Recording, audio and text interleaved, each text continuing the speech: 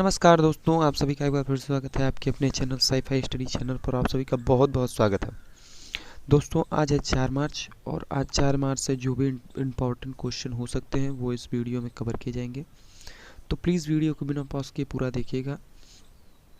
और कल हमने कहा था कि हम वीडियो के आखिरी में एक क्वेश्चन पूछेंगे जिसका आंसर आप लोगों को देना होगा। तो किसी ने हम आंसर दिया था option number B, Narendra Modi ji. ठीक है, तो यह राइट आंसर था उनका। और बता दें कि आप लोग इस क्वेश्चन के बारे में जितना अधिक जानते हो वो पूरा लिखा करें इसके लिए, ठीक है। जिससे क्या होगा कि हमें पता चलेगा कि आप लोगों को इतनी नॉलेज है, ठीक है ना, इस क्वेश्चन के लिए। तो प्लीज़ वीडियो को पूरा देखिएगा और चैनल को सब्सक्राइब कर लीजिए। नरेंद्र मोदी ने 2 मार्च 2021 को मैरीटाइम इंडिया समिट का उद्घाटन किया, ठीक है। और 3 दिवसीय शिखर सम्मेलन 4 मार्च को आयोजित होने जा रहा है, ठीक है ना। तो हम आप लोग ये बात याद रखिएगा, ठीक है। चलिए वीडियो को स्टार्ट करते हैं और देखते हैं हमारा पहला क्वेश्चन क्या है। किस राज्य के प्रसिद्ध संगीतकार बलदेव शरण नारंग का हाल ही में दिल का दौरा पड़ने से निधन हो गया? वह कहाँ के थे? तो ये पंजाब के थे, ठीक है। पंजाब के थे जिनका दिल का दौरा पड़ने से मृत्यु हो गई है, ठीक है ना।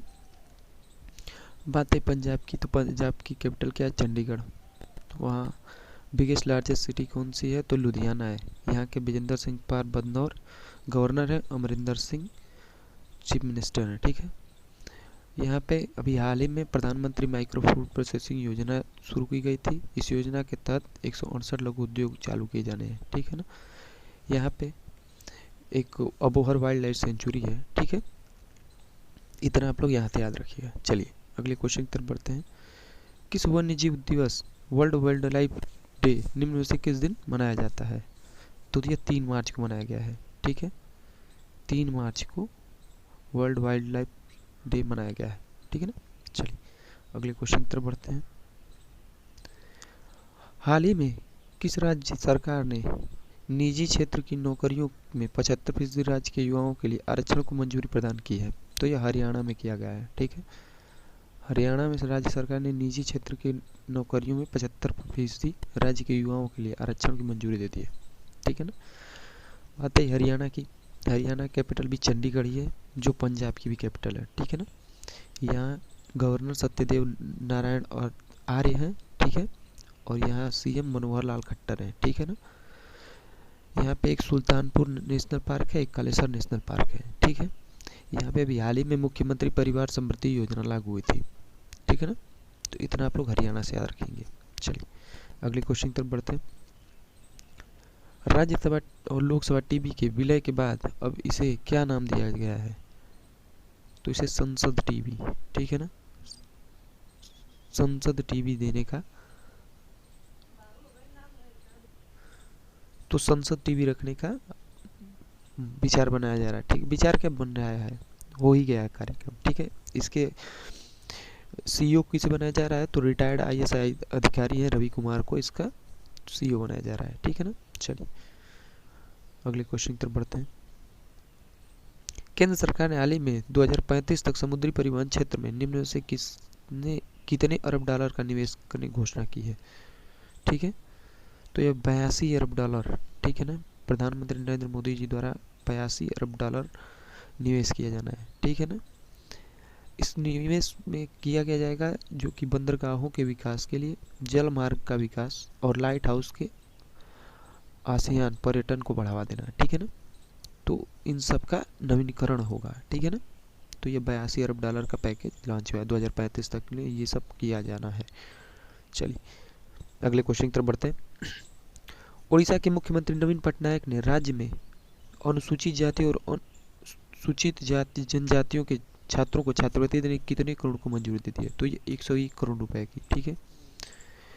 101 करोड़ रुपए की मंजूरी दे दी है, जिससे कि 50 लाख से भी अधिक बच्चों को छात्रवृत्ति का लाभ मिल सकेगा, ठीक है ना। तो यह उड़ीसा के मुख्यमंत्री ने की है। बात आई उड़ीसा की। उड़ीसा कैपिटल क्या है? भुवनेश्वर। और पहली ई स्मार्ट सिटी कौन सी है? तो यह भुवनेश्वरी है, ठीक है ना। उड़ीसा की लैंग्वेज क्या है? उड़िया। यहाँ के राज्यपाल गणेशी लाल हैं। यहाँ पे सीएम नवीन पटनायक हैं। क्षेत्रफल की दृष्टि से 9वां स्थान है और जनसंख्या की दृष्टि से 11वां स्थान है, ठीक है ना। चलिए अगले क्वेश्चन की तरफ बढ़ते हैं। किस भारतीय पहलवान ने हाल ही में महिलाओं के 53 किलोग्राम वर्ग में स्वर्ण पदक जीता है? तो यह विनेश फोगाट जी हैं, ठीक है। इससे पहले इन्होंने रजत पदक जीता था, ठीक है, और अब इन्होंने 53 किलोग्राम के वर्ग में स्वर्ण पदक जीता है। चलिए अगले क्वेश्चन की तरफ बढ़ते हैं।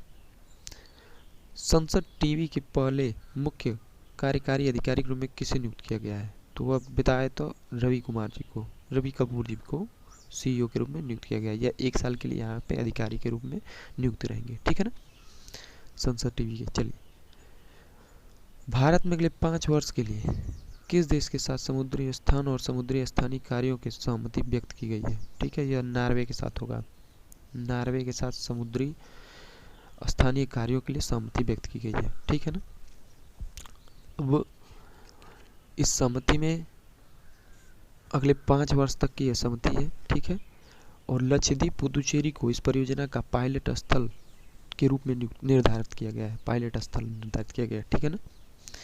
बात है नॉर्वे की, तो कैपिटल नॉर्वे क्या है? ओस्लो, ठीक है। यहाँ पे नॉर्वेजियन क्रोन मुद्रा है, ठीक है। यहाँ पे प्राइम मिनिस्टर कौन है? तो एना सोलबर्ग है, ठीक है ना। चलिए अगले क्वेश्चन की तरफ बढ़ते हैं।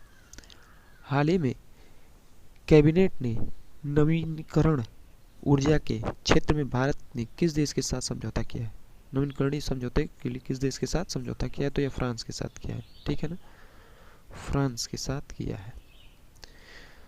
तो फ्रांस के साथ क्यों किया है? इस समझौते में सौर ऊर्जा, पवन ऊर्जा, हाइड्रोजन और बायोमास ऊर्जा से संबंधित प्रौद्योगिकी कार्यों को शामिल किया जाना है, ठीक है ना।